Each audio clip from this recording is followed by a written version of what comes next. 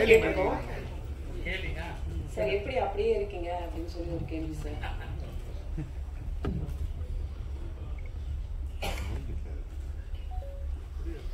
நீங்களும் அப்படியே தான் இருக்கீங்க. உங்களை மாதிரி நானும் உணவு பழக்கம்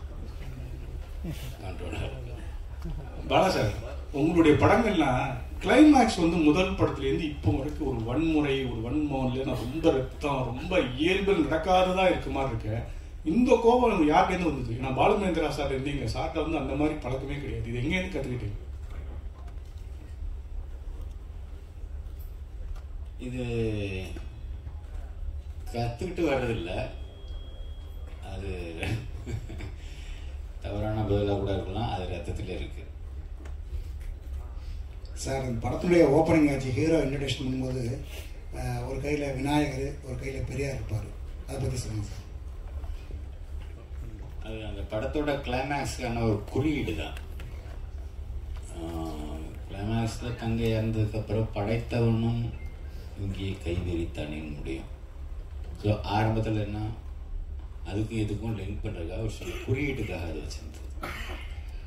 பாலா, பொதுவாக வந்து நம்ம தமிழ் சினிமாவில் வந்து கன்னியாகுமரி மாவட்டத்தில் போயிட்டு ஏதாவது ஒரு சாங்காவது எடுத்துகிட்டு வந்துடுவாங்க. ஆனால் ரொம்ப நாள் ஆச்சு இப்போது அந்த பக்கம் போய். ஆனால் நீங்கள் முழு படமும் கன்னியாகுமரி மாவட்டத்தில், அது கன்னியாகுமரியை சுற்றி அந்த களம் எப்படி அதை தேர்ந்தெடுத்தீங்க? அதுக்கு ஏதாவது ஸ்பெசிஃபிக் ரீசன் ஏதாவது இருக்கா? இல்லை, இது வரைக்கும் கன்னியாகுமரின்னு சொல்லி முன்னாடி பழைய படம் ஒன்று வந்திருக்கு, அதுவும் மலையாள படம் நினைக்கிறேன். அதுக்கப்புறம் எதுவுமே எடுக்கப்படல. ஸோ மற்ற களங்கள்லாம் எடுத்துட்டாங்க. திருநெல்வேலி, மதுரை, கோயம்புத்தூர் அது எல்லாமே எடுத்துட்டாங்க. சென்னையில் எல்லாமே முடிஞ்சிருச்சு. அது ஒன்று மாத்திரம் பாக்கி இருக்கேன். அந்த அந்த கதைக்களத்தை எடுத்துக்கிறோமேன்ற ஒரு விருப்பம் தான். ஓகே. அண்ட் சுரேஷ் காமாஜி பிரதருக்கு ஒரு கேள்வி. பிரதர், இது வந்து ஒரு ஆத்தென்டிக்கான இது விஷயம் கிடையாது. பட் இருந்தாலும் ஒரு நடிகராக வந்து எல்லாரும் சிம்பு அப்ரோச் பண்ண பயப்படுவாங்க, ஒரு டைரக்டராக வந்து பாலானாவை அப்ரோச் பண்ண பயப்படுவாங்க. ஆனால் நீங்கள் இந்த ரெண்டு பேரையுமே வந்து கரெக்டாக ஹேண்டில் பண்ணி ஒரு பேக் டு பேக் ஹிட் கொடுத்துருக்கீங்க. எப்படி? நிறைய பேர் கேட்ட கேள்வி நிறைய இடத்துல நான் பதில் சொல்லிட்டேன். இப்போ நீங்கள் உங்களுக்கு சொல்கிறேன், அப்படிலாம் கிடையாது. நம்ம சரியாக இருந்தால் மற்றவங்க சரியாக இருக்கும். அதான் நம்ம சொல்லிட்டேன். அதாவது ரிலேஷன்ஸ்ன்றது கண்ணாடி பார்த்தா நம்ம சரியாக இருந்தால் மற்றவங்க சரியாக இருப்பாங்க. இப்போ நீங்கள் நம்ம எங்கேயாவது உடனே தப்பு பண்ணுறோம் போது அதை வந்து அவங்க அட்வான்டேஜ் எடுக்கிறதுக்கு வாய்ப்பு இருக்கும். ஸோ நம்ம சரியாக இருந்தால் எல்லாம் சரியாக இருக்கும். நம்ம அடுத்தவங்க குறை சொல்கிறத விட நம்ம சரியாக இருக்கணும், அவ்வளோதான். இவங்களை ஹேண்டில் பண்ண முடியும், அவங்களை ஹேண்டில் பண்ண முடியும் அப்படிலாம் கிடையாது. ஹேண்டில் பண்ண முடியாதவங்க, ஹேண்டில் பண்ண முடியும்னு நினைக்கிறவங்க கிட்ட வந்து படைப்பு திறன் இருக்காது, அவ்வளோ ஒரு இது இருக்காது. ஸோ அப்படியே நம்ம பார்க்க வேண்டியது இருக்குல்ல. இப்போ நீங்கள் எல்லோரும் நம்ம ஹேண்டில் பண்ண முடியாத ஆட்களை நம்ம சூஸ் பண்ணுறோம்னு வச்சுங்களேன், அவங்களோட திறமை இருக்காது. ஸோ அப்படியும் பார்க்க வேண்டியது இல்லை. ஸோ அதனால் அதெல்லாம் ஒரு இது கிடையாது, நம்ம நடந்துக்கிறதுல தான் இருக்குது. அருணஜி பிரதர், உங்களுக்கு கேள்வி. இப்போ அவருக்கு நான் நன்றி சொல்லிக்கிறேன். என்னை பற்றி இவ்வளோ பாசிட்டிவாக சொன்ன ப்ரொடியூசர், அவருக்கு மிக்க மிக்க நன்றி. நீங்க இப்போ ரீசன்ட் டைம்ஸ்ல வந்து நிறைய அவங்க கெட்டப் சேஞ்ச் பண்ணிட்டீங்க. ஆனா இந்த படத்துல நீங்க ஃபிலிம் இண்டஸ்ட்ரியில இன்ட்ரோடியூஸ் ஆகும்போது இருந்த ஒரு அந்த கரல் ஹேர், தாடி வச்சு ஒரு அதான் ஆரம்பத்துக்கே போய் மறுபடியும் புதுசாக ஆரம்பிக்கிற மாதிரியான ஒரு ஃபீல் எனக்கு பர்சனலாக நான் ஃபீல் பண்ணேன். ஏன்னா பாலானோட படத்துக்குள்ள வரும்பொழுது திருப்பி ஒரு வேற ஒரு வெர்ஷன்ல வரணும், இல்லை ஒவ்வொரு நடிகர்களும் வர்றாங்க. அந்த மாதிரி நீங்க ஏதாவது ஃபீல் பண்ணீங்களா? அவங்க கெட்டப் எப்படி, ஏன் அந்த மாதிரி பழைய இதுக்கு போனீங்க அப்படின்றது? இல்லை, பாலா சார் ஒரு விஷயம் மைண்டில் வச்சுருந்தாங்க, இந்த கதாபாத்திரம் இப்படி இருக்கணும், இப்படி பண்ணணும் அப்படின்ட்டு. ஸோ அதுதான் அது பாலா சாரோட விஷன் தான். ஸோ அதுக்கு தகுந்தாப்புல தான் நம்ம பண்ணோம். எனக்குமே வந்து டோட்டலாக நான் பண்ண இது வரைக்கும் பண்ண படங்களில் அப்படியே மாறுபட்டு பண்ணது தான் இன்னைக்கு இந்த பேர் கிடைச்சிருக்கு அப்படின்னு நான் நினைக்கிறேன். ஸோ அதுக்கு பாலா சாருக்கு தான் நன்றி. வாழ்த்துக்கள். உங்கள் படங்கள் எல்லாமே கிட்டத்தட்ட லென்த்தியாக இருக்குது அப்படின்னு லென்த்தாக இருக்கும், ஆனால் கதை நல்லா இருக்குன்னு சொல்லுவாங்க. இந்த படத்தை பொறுத்தவரைக்கும் ரொம்ப ஷார்ட் அண்ட் ஸ்கிரிப்டாக இருக்குன்னு சொன்னாங்க. அதுக்கு என்ன காரணம்? 2 மணி நேரம் 5 நிமிஷம். ஆமாம், மற்ற படம்லாம் 2 மணி நேரம் 2.5 மணி நேரம் இருக்காது. எல்லாமே 2 ஹால் கூட தான் இருக்கும். இது வந்து கதை சொல்லப்பட்ட விதம், குறிப்பாக செகண்ட் ஹாஃப் அது கொஞ்சம் ஃபாஸ்ட்டாக போகும்னா அப்படி அமைஞ்ச காட்சியில் அடுத்தடுத்து அப்படி அமைஞ்சதுனால அது உங்களுக்கு வந்து ரொம்ப சின்ன படம் மாதிரி தெரியுது. அது ஃபாஸ்ட்டாக போகிறதுனால அது உங்களுக்கு சார் இங்கே சார் வாழ்த்துக்கள் முதல்ல படத்துக்கு. இந்த ஸ்டோரி வந்து ரியல் இன்ஸ்பிரேஷனா சார்? ஏதாவது நீங்க பார்த்ததா இல்ல பேப்பர்ல மாதிரி வந்து தகவல் அடிப்படையிலையா? அப்புறம் பர்டிகுலரா ஹீரோவுக்கு அந்த மாதிரி டெஃபரெண்டாக வச்சதுக்கான காரணம் என்ன சார்? அந்த இன்சிடெண்ட் வந்து ரியலாக நடந்தது. சென்னையில் தான். ஆனால் நான் அந்த ஸ்கூல் பேர் சொல்ல முடியாது. அந்த பிளைண்ட் ஸ்கூல், ஒரு பிளைண்ட் ஸ்கூல். ஒரு அடுத்து என்ன கேட்டீங்க? பேச வைக்காத ஒரு ரோல் கொடுத்துருக்கீங்க. அவருக்கு வந்து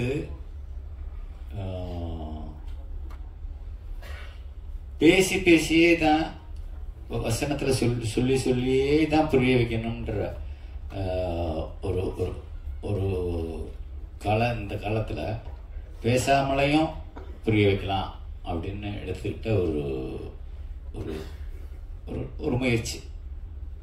சார் இன்னொரு கேள்வி. அதே படத்தில் கிளைமாக்ஸில் இது வந்து இல்லாத கண்டன, அதாவது அந்த மன்னர்கள் காலத்தில் தான் அந்த கழுமரம் ஏற்றி தூக்கு போடுறதுன்னு கொடுத்தாங்க. இப்போ வந்து தூக்கு கண்டன எடுத்த சாதாரண கொடுத்தாங்க. இதில் நீங்கள் அந்த இது வச்சதுக்கு என்ன காரணம்? கழுமரம் ஏற்றி அந்த கதாபாத்திரம் வந்து தூக்கு தண்டனை கொடுக்குற அளவுக்கு சுப்ரீம் கோர்ட் நீதிபதி இல்லை.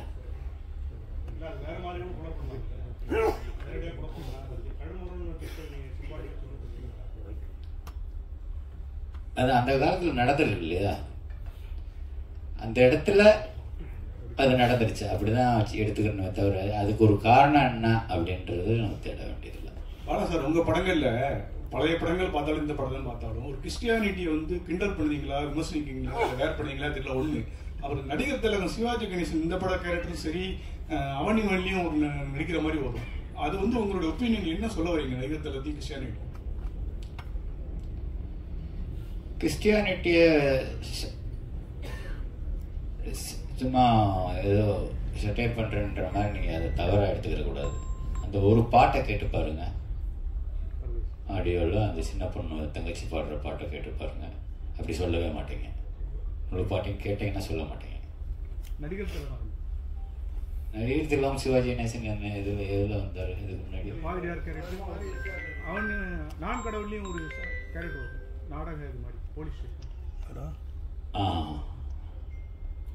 இல்லை, ஒருவேளை அவரை எனக்கு ரொம்ப பிடிக்கும்ன்றதுனால அவர் கொண்டு வரணும் என்னமோ தெரியல. டைரக்டர் சார் வந்து கடுமையான தண்டனைகள் வேணும், இங்கே தான் கடுமையான தண்டனைகள் வேணும் அப்படின்னு நினைக்கிறீங்களா? ஏன்னா அரபு கண்ட்ரில இந்த மாதிரி தண்டனை இருக்குது, அது மாதிரி இந்த படத்தை சொல்லியிருக்கீங்களே. இதை விட கடுமையான தண்டனை கொடுக்கணும் அப்படிங்கிறது தான் என்னோட ஆசை.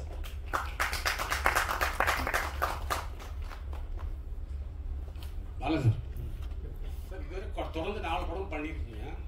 பட் எல்லா கதைக்களமும் கேரக்டர் பார்த்தீங்கன்னா ஒரே மாதிரி இருக்குது, ஒரு ஃபீலிங் இருக்குது. நீங்க வந்து ஸ்ட்ரெயிட்டிஸான பாலா நாங்க எப்போ பார்க்கறது? ஸ்ட்ரெயிட்டிஸான பாலா சாரா எப்போ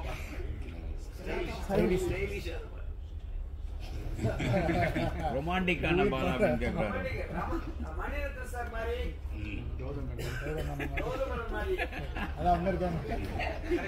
அப்படி ஒரு படம் எடுக்கலாமே. ஒரு கதை இருந்தா கொடுங்க.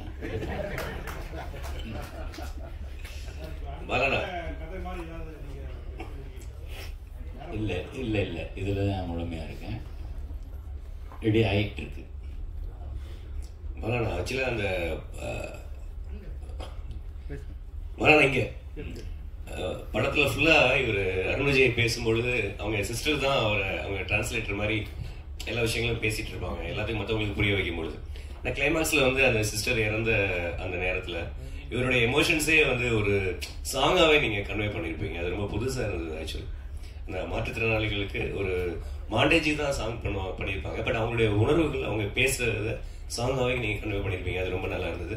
இன்னொரு விஷயம் வந்துட்டு, எப்படி நீங்கள் ஹீரோ கேரக்டருக்கு வந்து ஒரு அழுத்தமான ஒரு பயங்கரமான ஒரு கேரக்டராக போர்ட்ரேட் பண்ணுறீங்களோ, அதே மாதிரி ஒவ்வொரு படங்களையும் ஹீரோயின் கேரக்டரையும் ரொம்ப ரொம்ப சுவாரஸ்யமாக ரொம்பவும் மற்ற படங்கள் இல்லாத அளவுக்கு நீங்கள் அழகாக போர்ட்ரேட் பண்ணுறீங்க. இந்த படத்தில் ஹீரோயின் கேரக்டருக்கும் அவ்வளோ ரெஸ்பான்சிபிலிட்டி இருந்தது படம் ஃபுல்லாகவே.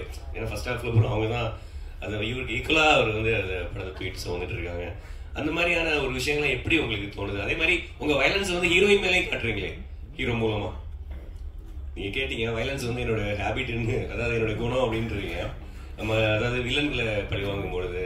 ஆனா வந்து ஹீரோயின் மேலேயும் வந்து எல்லா படங்களையும் ஹீரோக்கள் வந்து வயலன்ஸ் காமிச்சிட்டு தான் இருக்காங்க. இந்த படத்துலயும் அது கோர்ட்ல அந்த பொண்ணு வந்து அந்த ஹீரோவோட அந்த இயலாமைய, அது பேச காதுக்கு தெரியாது இயலாமைய கிண்டல் அடிக்கலாம். பொதுவாக கிண்டல் வந்து சும்மா அவங்களுக்கெல்லாம் எங்கள் மூக்கு தொட்டாலே கோவம், நம்ம மூக்கு நம்ம தொட்டாலே கோவம், ஏதோ சொல்கிறோம் அப்படின்னு சொல்லிட்டு. அப்படி இருக்கும்போது நேருக்கு நேராகவே அவனை ரொம்ப டீஸ் பண்ணி பேசுகிற போது அப்படி தான் அடிப்பான்.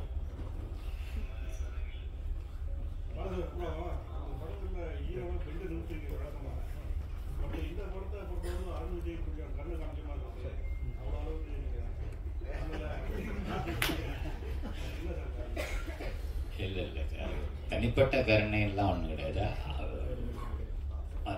மற்ற ஹீரோஸ்க்கு கொஞ்சம் விட கொஞ்சம் ஸ்ட்ராங் பர்சனாலிட்டி இல்லையா அருண். ஸோ அதனால் என்னால் ஈஸியாக வேலை வாங்க முடிஞ்சது. அதனால் அது உங்களுக்கு கம்மியாக இருக்கிற மாதிரி தெரியுது.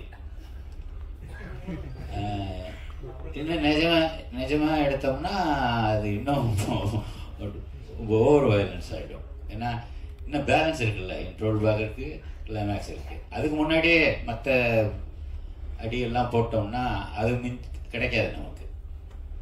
பாலா சார், தமிழ் சினிமால 1000 கோடிங்கிறது வந்து ஒரு பெரிய விஷயமா இருக்கு. ஹிந்தி வந்துட்டு, தெலுங்கு வந்துட்டு, மற்ற லாங்குவேஜ் வந்துட்டு, ஒரு முக்கியமான இயக்குனரா ஏன் தமிழ் சினிமா அந்த 1000 கோடி வந்து வரமாட்டேங்குது? என்ன காரணம் நினைக்கிறீங்க? இந்த வியாபார நுணுக்கத்துல எல்லாம் எனக்கு அவ்வளோ ஞானம் இல்லை.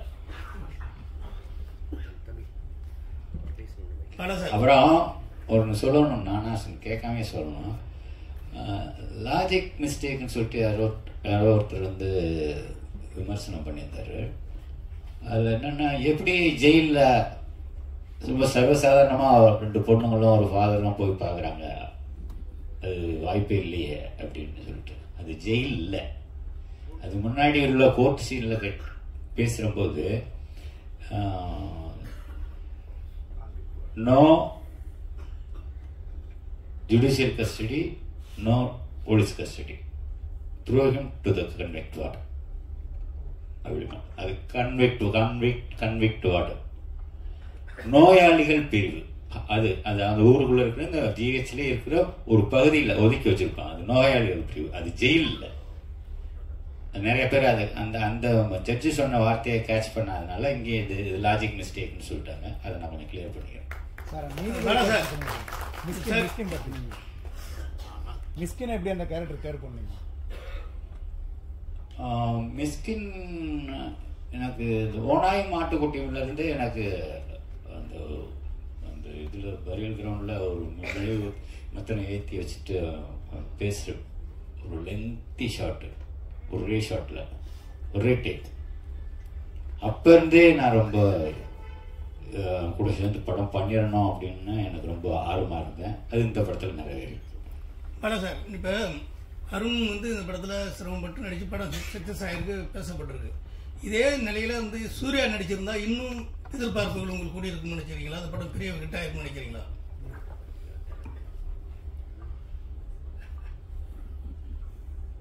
இப்போ இந்த படம் ஹிட் ஆயிருக்குல்ல, இன்னார் நடிச்சிருந்தா அமிதாப் பச்சன் நடிச்சிருந்தா,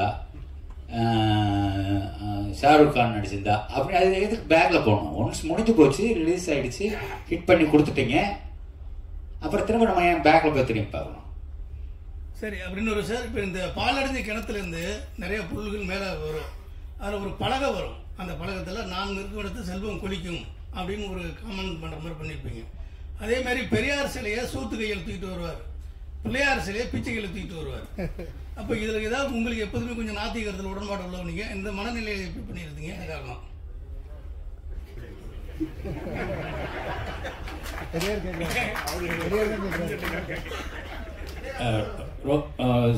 சோத்து கை நொட்டாங்கைன்னு சொல்லி ரொம்ப திங்க் பண்ண வேண்டாம். ஏதோ ஒரு கை, 2 கை தானே, ஏதோ ஒரு கை 2 இடுப்பு, அவ்வளோதான். அது தூக்கிட்டு வர்றது சார் அடுத்த படம் இந்த படம் ஹீரோ யாரு அது இந்த குற்ற பரம்பரை நீங்க முந்தையே இருக்குன்னு பேசிட்டு இருந்தீங்க இல்லை அது குற்ற பரம்பரைன்றது நான் முன்னாடியே சொல்லிட்டேன். அந்த மீட்டுக்கு நீங்களும் வந்திருந்தீங்க. குற்ற பரம்பரை இல்லை எழுதப்பட்ட கதைன்னு நான் சொல்லிட்டேன். இப்போ திரும்ப அந்த குற்ற பரம்பரையை பற்றி இப்போ பேசிக்கிறோம் இல்லை, அதை எடுக்க போகிறதும் இல்லை. அடுத்த படம் சார் அடுத்த படம் என்ன படம் யார் ஹீரோ இன்னும் எதுவும் முடிவாகல. தமிழ் சினிமாவில் எடுத்தீங்கன்னா பாலசாரில் பெரிய மதிப்பு இருக்கு, இண்டஸ்ட்ரியும் பெரிய மதிப்பு இருக்கு. உங்ககிட்ட நடிச்ச ஹீரோவும் மிகப்பெரிய ஹீரோ ஆயிடுறாங்க. ஆனால் 2வது தடவை உங்ககிட்ட நீங்க கேட்டீங்கன்னா காசு கேட்டீங்கன்னா நிறைய இடத்து கொடுக்காங்க, உங்களுக்கு வரமாட்டேங்கிறாங்க. என்ன காரணம்? நீங்க அப்படி பயமுறுத்துறீங்களா? என்ன பார்த்தா அவ்வளோ பயமா இருக்கு. இல்லை பொதுவாகவே எல்லாரும் கேட்குற கேள்வி கோகாரு பட்டுன்னு பேசிடுவார் அது இதுன்னு.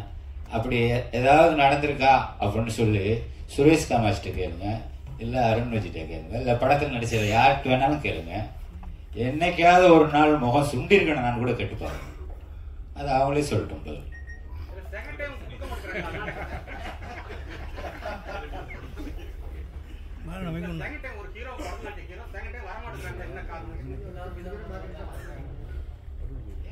வந்தாங்களா வராம ஏன் இருக்காங்க? நமக்கு வந்து வெரைட்டி வேற வேற ஆர்டிஸ்ட் கூட ஒர்க் பண்ணா வேற வேற எக்ஸ்பீரியன்ஸ் கிடைக்கும்ல. ஆர்யா பண்ணிருக்கிறாரு,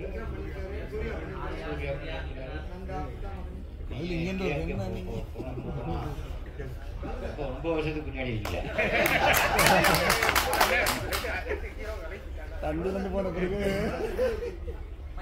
அருண்ஜி சார், நான் ஒரு கேள்வி கேட்கிறேன். கொஞ்சம் அப்நார்மலா அதாவது எல்லாருமே ஒரு மூர்க்கத்தனம் இருக்கும்.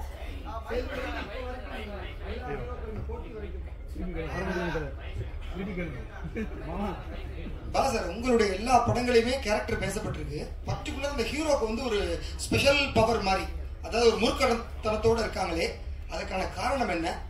இல்ல சமூகத்தினுடைய இது மாதிரி இருக்கிற ஆட்களை நம்ம கொண்டு வரணும். அதர்வா நடிச்ச பரதேசியில் வந்து ரொம்ப அப்பாவே தானே வர்றான். எல்லா கேரக்டரும் அப்படி இருக்கிறது இல்லையா? அதுல கூட பாத்தீங்கன்னா ஒரு கோரி மாதிரி அதர்வா நடிச்சது நான் சொல்றேன் பரதேசி. படத்துல விஷாலோட படமும் பயங்கரமா ஹிட் ஆயிருக்கு. சோ விஷாலுக்கு ஏதாவது மெசேஜ் சொல்றீங்க? வாழ்த்துக்கள். உங்க படத்துல கிட்டத்தட்ட நான் கடவுள் படத்துலையும் சரி இந்த படத்துலையும் சரி மாற்றுத்திறனாளிகளுக்கு கொஞ்சம் முக்கியத்துவம் அதிகம் கொடுத்துருக்கீங்க.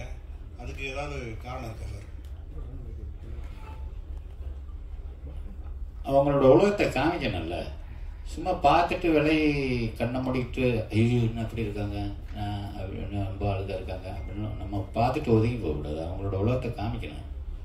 அவங்களுக்குள்ள நம்ம வாழ்கிறாங்க, நமக்குள்ள தானே அவங்களும் வாழ்கிறாங்க, நம்மளை நம்பி தானே அவங்களும் வாழ்கிறாங்க. ஸோ அதை காமிக்க வேண்டியது நம்மளோட கடமை தானே. சார், விஷாலுக்கு உடம்பு சரியில்லை அப்படின்னு சொல்லி யூடியூப்ல ரொம்ப இது வரும்போது நிறைய பேர் வந்து உங்களை குற்றம் சாட்டினாங்க. நீங்க இந்த அவனிவன்ல இந்த கண் இது பண்ணனாலதான் இவ்வளவு பிரச்சனைக்கு காரணம். பாலா சார் தொடங்கி வச்சதுதான் அவர் இந்த அளவுக்கு உடல்நிலைக்கு எடுத்திருக்கீங்க. அதுக்கு என்ன பதில் சொல்லுவாங்க? இது நான் என்ன பதில் சொல்றது? டாக்டர் சர்டிபிகேட் வேணா வாங்கி கொடுக்கலாம். அது எப்படி கண்ணை யாரோ என்கிட்ட சொன்னாங்கப்பா, நான் பார்க்கல, கண்ணை வச்சு பிடிச்சி தச்சிட்டேன் அப்படின்னு. அது எப்படியா கண்ணை பிடிச்சி தைக்க முடியும்? இதெல்லாம் வந்து அவங்களுக்கு தோன்றதை பேசுறாங்க. அதெல்லாம் நம்ம கண்டுக்க வேண்டியது. பாலா சார், இன்னொரு செகண்ட் சார், அதாவது நீங்களே சினிமாவில் சார் ரிலேட்டடாக இருக்கீங்க சார். அருண் விஜய் இப்போ ஏற்பா கேட்டுக்கிட்டு இருக்குல்ல, அப்புறம் சார் இப்போ நீங்கள் சினிமாவில் ரொம்ப நாளாக இருக்கீங்க, முற்போக்கான சிந்தனையும் உள்ளவர். அதே மாதிரி சீமானும் சினிமாலாம் இருக்காரு, அவரும் ஒரு முற்போக்கான சிந்தனையாளர். இப்போ சமீப காலமாக பெரியாரை பற்றி ஒரு அவதூறு கருத்து பரப்பிட்டு நிறைய இடத்துல ஒரு பரபரப்பாக கருத்துன்னு போயிட்டு இருக்கு. அதுக்கு உங்களுடைய கருத்து என்ன அப்படின்னா என்ன நினைக்கிறீங்க? அதை பற்றி பர்சன் சரியா அவர் என்ன சொன்னாருன்னு இப்போ வரைக்கும் எனக்கு தெரியாது. நைட்டு கூட அவர்கிட்ட பேசும்போது கூட அது என்னன்னே சொன்னீங்கன்னு நானும் கேட்கல. அவரும் அதை பற்றி எதுவுமே என்கிட்ட அப்படி அந்த அரசியல் பேச மாட்டாங்க. என் கூட என்கிட்ட பேசும்போது தம்பிங்கிற உறவு மட்டும் தானே தவிர அரசியல் எனக்கு அவருக்கும் எந்த விதமான தொடர்பு இல்லை. சார் நீங்க எல்லாருமே பாலுமேந்திரா சாரோட சிஷ்யர்கள், எல்லாருமே நல்ல நிலைமை இருக்கீங்க. நீங்க Seeman sir, Ram sir, Vetrimaaran, Sudha group. உங்க குருநாதர் பேர்ல சென்னையில ஒரு நினைவு சின்னம், ஒரு சிலை, ஒரு தெரு, ஒரு விருது எதுவுமே கிடையாது. சிஷ்யர்கள் நல்ல நிலைமையில இருக்கும்போது ஏன் குருநாதர் மறந்தீங்க?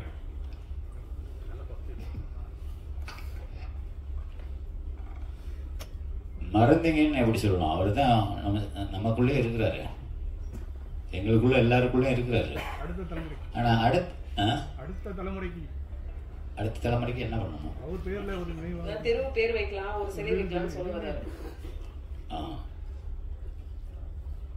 அது அரசாங்க முடிவு எடுக்க வேண்டியது. நம்மளே ஒரு தெரு உருவாக்கி நம்மளே பேர் வச்சோம்னா விடுவாங்களா?